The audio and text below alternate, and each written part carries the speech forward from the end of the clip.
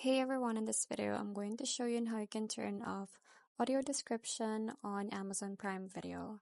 So the first step that you have to do is go ahead and open Amazon Prime Video and then just log into your account.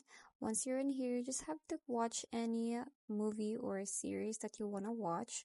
And then once you start playing the video or the movie, you will then see this icon right here which says subtitles and audio.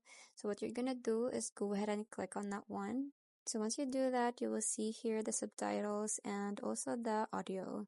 So to be able to turn off the audio description, you just have to um, avoid that audio description under the English on the audio side. So as you can see, the check mark is on the English, so that means that the audio description is toggle off or turned off.